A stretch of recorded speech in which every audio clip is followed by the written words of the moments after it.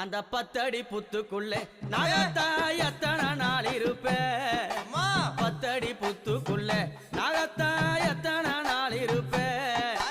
பாலாத வாத்து வச்சேன் நாகத்தா பருகிட வாரும் அம்மா நான் பாலாத வாத்து வச்சேன் நாகத்தா பருகிட வாரும் அம்மா